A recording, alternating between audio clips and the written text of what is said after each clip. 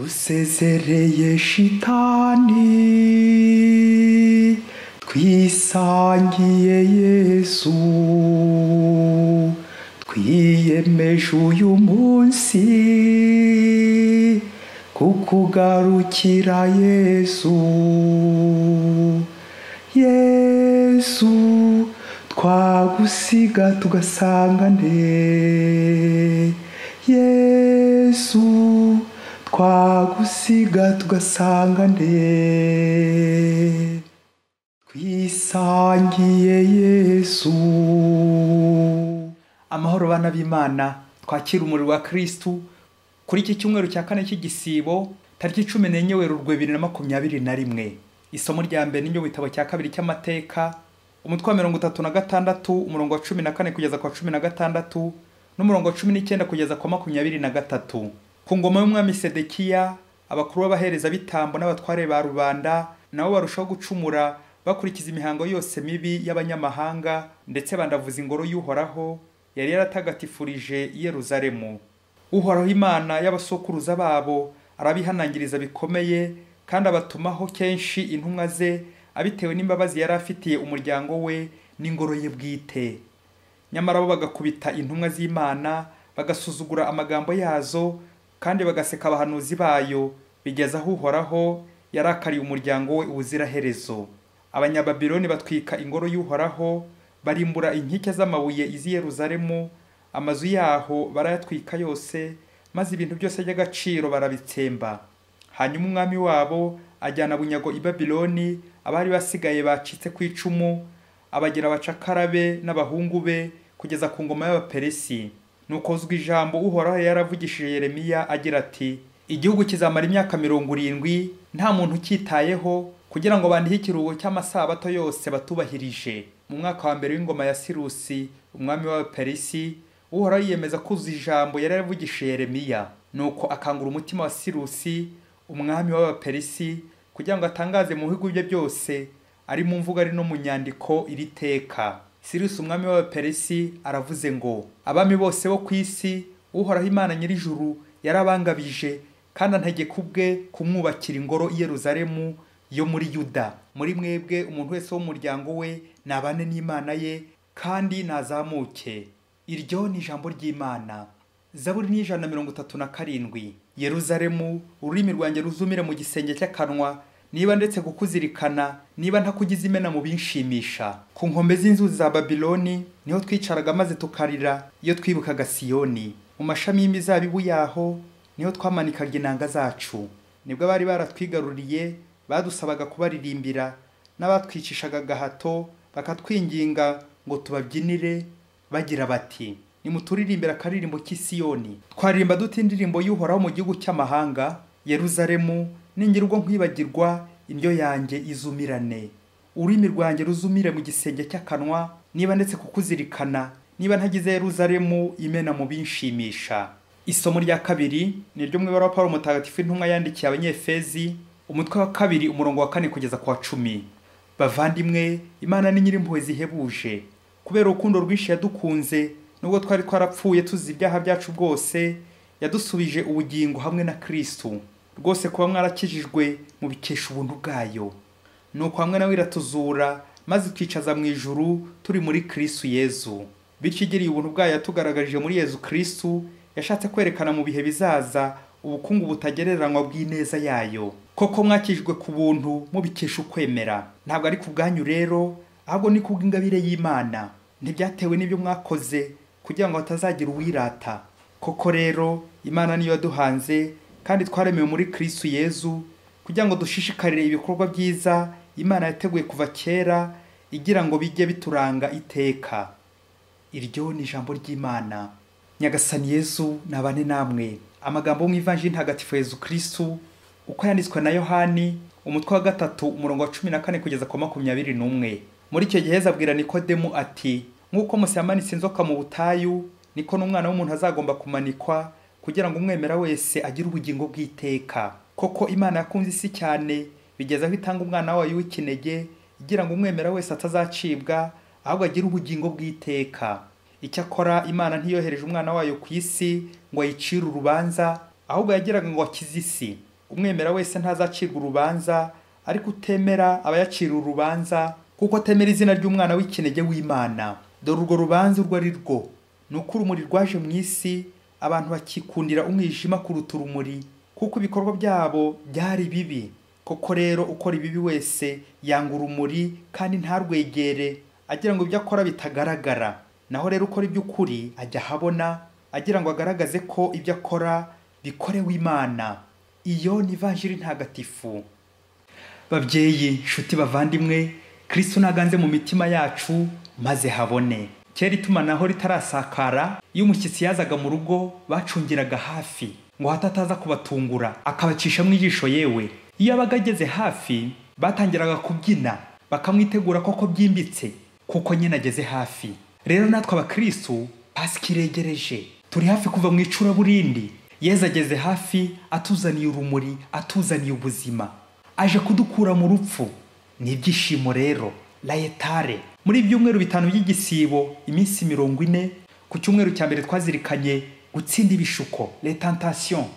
Ku cyumweru cya kabiri, la transfiguration, Yezu yihindura ukundi tukamurangamira. Icyumweru cya gatatu ni icyumweru cya Musa, icyumweru cy'amategeko, la loi. Naho icyumweru cya kane ni urumuri, la lumière. Ni koko bavandimwe, urumuri rwirukana umwijima, rukazana ubuzima, rukazana ibyishimo. Iki cyumweru rero cya kane cy'igisibo cyitwa mu kilatini laetare, se réjouir, kwishima. Balayetusi, balayetitia, ni ba byishimo. Ni koko bavandimwe, umuntu wese uvuye habi akajya heza arishima. Kuva mu ijoro, umwijima, ubucakara, icuraburindi, icyaha, urupfu, ukajya ku manywa, urumuri, ubutungane, ubuzima. Uko ni ukubona no kumenya Kristu.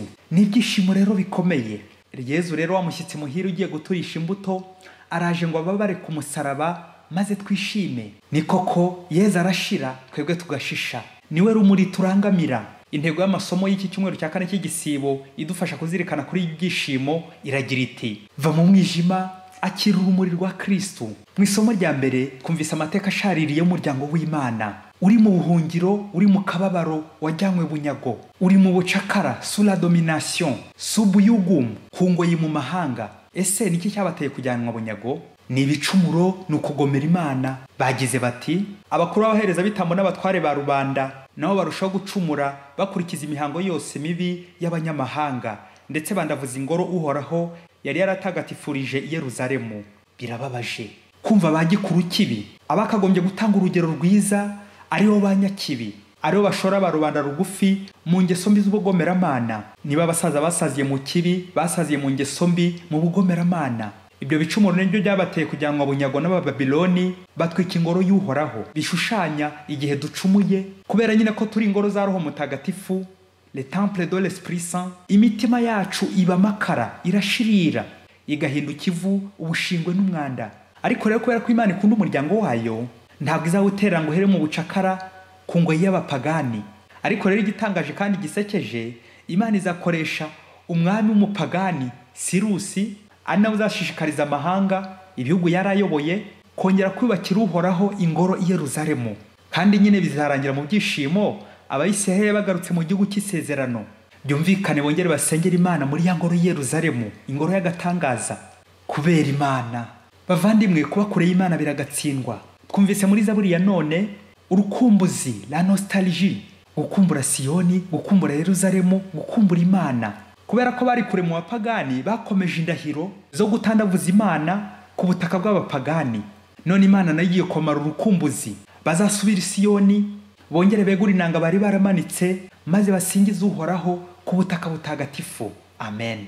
Ese ngewe hari ubwo nyankumbura Yezu, ngakumbura Imana, ngakumbura Kiliziya, ngakumbura amasakramento, ngakumbura guhazwa, ngakumbura Ukaristiya, ngakumbura misa, ngakumbura kongera guterana hamwe n'abandi muri Kiliziya, dusingiza Imana ku butaka butagatifu.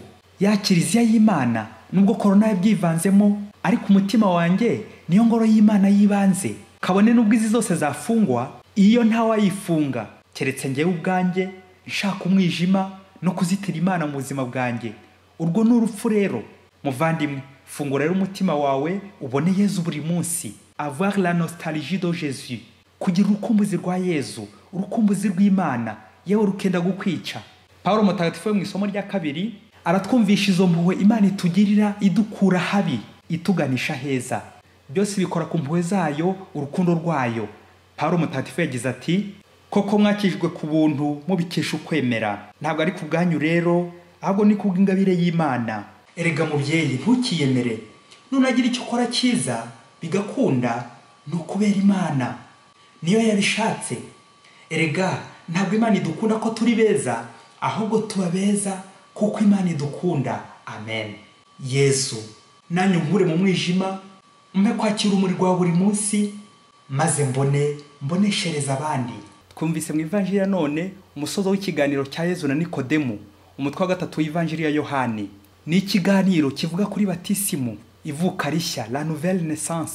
Ese ni kuki Nikodemu yaje kureba Yezu nijoro? Igisubizo twagihina mu mpamvu ebyiri z'ingenzi. Icyambere, Nikodemu ni umufarizayi, numwe mu bari bagize inama nkuru y'Abayahudi, yari umutegetsi. Rero kubera ko Abayahudi bapingaga Yezu, we bigaragara ko yari yifitemo agashashi k'urumuri, aremera akihisha mpaka abonye Yezu.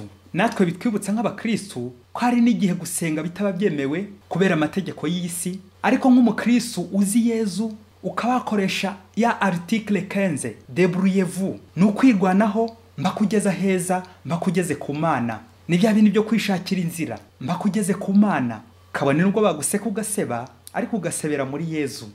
Impamvu ya kabiri, Nikodemu yari umupagani, agifunze umutwe n'umutima birumvikana, akiri mu mwijima, yaravutse ku mubiri gusa, ariko akeneye kuvuka kuri roho ngo yinjire mu bugingo bw'iteka. Rero Nikodemu nk'umutegetsi ukomeye akatwigisha kwicara tugaca bugufi, tukigishwa, tukemera kwigishwa. Nikodemu umwigishwa wa Yezu rwihishwa. Abahanga mu by'Imana bimeza ko utaha umuyobozi nyawe uramutse udafite ubundi buryo bwihariye ukorana n'Imana, uvugana na Yezu, mukagirana ibanga na Yezu ry'umwihariko. Iyo bitari ibyo ntiwabishobora, ntiwamara kabiri. Article 15, débrouillez-vous, ushakisha umwanya w'Imana hamwe nawe. Birashoboka ko Yezu na Nikodemu barikesheje barimo baganira, nubwo batatubwiye uko byarangiye, ariko uko biri kose Nikodemu yagezeho aremera, aranabatizwa. Birashoboka ko nabyo bikoze rwihishwa, kuko ntiwakumva impanuro za Yezu zingana zitya, ngukomeze ugendere mu mwijima, kandi Yezu ubwe ahibereye, Yezu urumuri nyakuri. Ngiye rero batisi mu Kristo ahabwe kamufungurira ijuru. Mu Kristo nawe ugomba kwigana Kristo, bugingo bw'iteka, ugapfa ku cyaha, ugahamba umushiha, ugahamba umunabi, ingeso mbi, ukazibamba ku musaraba, maze nawe ukazuka, ukakira agakiza, ukakira urumuri rwa Kristo, ukakira ubuzima, ukabaho. Muvyeyi, nta mahoro y'umunyabyaha. Icyaha kidushyira ku ngoyi, ku muriro, kikaduhoza ku nkeke, tukabura amahoro, tugahorana umutima udiha, guhorana ikidodo, ikimwaro kitabuze, nguko kuba kure y'Imana, urupfu rwa roho. Umunsi umwe hirya kure muri Afurika, umugabo w'umunyacyubahiro wari ukomeye cyane kurenza aba Nikodemu, yaryamanye n'umukozi wo mu rugo. Rero kugira ngo icyo cyaha kitaza kujya habona, umugore we akazabimenya, bityo icyubahiro cye kikaba cyaharindimukira, n'icyizere kigatakara, nuko abitwikiriza amafaranga menshi, agurira imyenda myiza uwo mukozi, amwongeza umushahara, nuko yubakira iwawe inzu nziza. Umugore we atabizi, akajya abona gusa kuri konte yabo iri kuba vide. Wa mukobwa akumviza ritangiye kumurya, cyangwa hari ikintu akeneye, cyangwa nawe hari uwashaka kwera ku rufaranga, nk'uwageze mu mujyi nyine, akabwira shebuja ko agiye kubivuga natamuha ku mafaranga. Wa mugabo akamupfunda ibifaranga byinshi, umukobwa agatuza. Noneho igisekeje kandi kibabaje, byagezeho umukobwa atangira kwirwaza, nabwo agira ngo boss amwihere ku mafaranga. Boss rero yatekereza ko umugore agiye kwirukana uwo mukozi, kubera ko yabaye umunebwe atagikora imirimo uko bikwiye, agakeka ko nibamwirukana uwo mukozi azamena amabanga yose akabivuga. Nuko shebuja akaba ari gukora imirimo mu gikoni, gukubura, koza amasafuriya n'amasahani. Nuko nyirabuja yaza agashima umukozi, amuratira umugabo we n'abandi baturanyi, ati mfite umukozi w'igifaru ukora cyane, w'umunyamwete, byose nsanga yabitunganyije. Umugabo mu mutima ati si tu savais le secret, yaba waruzibera hakurya muri Afurika nyine. Umunsi umwe rero kera kabaye, wa mugabo aza kuva ku kazi, asanga wa mukozi yiryamiye ntacyo yigeze ategura. Nuko nyamukobwa abwira shebuja ati fata ijerekani ujye kuvoma amazi, wihute kandi uzuteke vuba, dore nabuze n'amazi yo kwiyuhagira ngo njye gutembera, ugire vuba kandi ntaza kubivuga. Nuko wa mugabo n'agahinda kenshi yibaza uburyo baryamanye rimwe gusa, none akaba yarahindutse umukozi w'umukozi we. Biramubaza cyane, biramushengura. Nuko yigira inama, afata umugambi wo gupfukamira umugore we, amubwiza ukuri kose, amusabe n'imbabazi z'ibyabaye byose, ko atazasubira. Abona no kumubwira ibyo gusesagura umutungo w'urugo byose byabaye, ko wari warashiriye iwabo wa nyamukobwa kubera gusa ako kanya gato bamaranye, agira ngo ntibizajya ahagaragara. Nuko umugore abyumvise, bombi baraturika bararira. Nuko umugore amuha imbabazi, bariyunga. Wa mugore ahita yirukana wa mukozi wari warashyize umugabo we n'urugo rwe rwose ku ngo y'ubucakara n'inkeke za hato na hato. Bongera rero batera imbere mu rugo. Mubyeyi ube maso, icyaha kitugira abana, abacakara, icyaha kitugira bato kikadushyira munsi mu gikoni, mu myotsi, kikaducakaza. Nibwo uzumva wari umugabo ari gukomba igikoma, nibwo uzumva wari umukire akena agacakara, akandavura, akajya asabiriza kubera ingaruka z'icyaha. Yewe ashobora no gutora amashashi. Ibaze nawe umuntu w'umutegetsi w'umunyacyubahiro urambara akajya hasi agategekwa n'umukozi we. Kubera iki? Icyaha. Icyaha kitugira abagufi, ugahora ku nkeke ngo barabimenye we, biragaragaye we, arabivuze we, birasakaye we, baramvumbuye we. Buri gihe umutima ugahora udiha. Muvandimwe, biba byiza iyo wakoze nabi ukikosora hakiri kare, inzira zikiri nyabagendwa bigishoboka, aho gushaka ko abandi baza kubanza kubimenya ngo ubone wikosore. Bikore mbere rega. Nta kiza nko kubona uvuye ku ngeso mbi nta wundi urayanduza, nta wundi urabimenya. Yewe ni koko ugaharanira kwirega batarakurega, nibwo imbabazi zifata, nibwo umuti ukora neza. Muvandimwe, iki cyumweru cy'urumuri rwa Kristu, nawe va mu mwijima, akira urumuri rwa Kristu maze ubone. Iki cyumweru abantu bose bakuziritse gukatsi ngo bazabivuga, ngo nutabaha amafaranga ayo mabanga yose ya shitani yikureho. Ni umuvumo. Kuki ubika umwanda mu mutima wawe ukike ku bantu bose bagushora mu ngeso mbi, ngo barakongeza umushahara, baragutetesha, barakugabira ibintu byinshi by'agatangaza, baraguha promotion, bakuzamure mu ntera, mbega ibyubahiro biraha, bakagushuka kandi bari gukwicira roho. Ese muvandimwe, byakumara iki gukira ukijijwe na shitani, gutunga ugatunga ibyibano, nguko gusahurira mu nduru, isuri saruza byinshi gasohoza bike, gukira ariko wicuruza, witanga, wiyandavuza kandi uri ingoro y'Imana, bikumariye iki? Nka Nikodemo waje nijoro, Yezu nanjye wanjye burije, mbabarira. Yezu nanjye niyemeje kuguza kukureba ngo nkire mve mu mwijima, niyemeje umunsi kukugarukira nshika ku ngeso mbi zose zigusubiza ku musaraba, zikubambisha ku musaraba. Yezu ndahandi nabona ibyishimo n'urumuri usibye wawe. Yezu nyiribambe ndaje unyakire, umpa urumuri rw'ubugingo bw'iteka. Amen. Mwese mbifurije imigisha n'amahoro by'Imana kubw'izina ry'Imana Data na Mwana na Roho Mutagatifu. Amen. Padiri Masumbuko Ladislas wa Diocese ya Cyangugu. Dusezereye shitani, twisangiye Yesu, twiyemeje uyu munsi kukugarukira Yesu. Yesu twagusiga tugasanga nde? Yesu twagusiga tugasanga nde?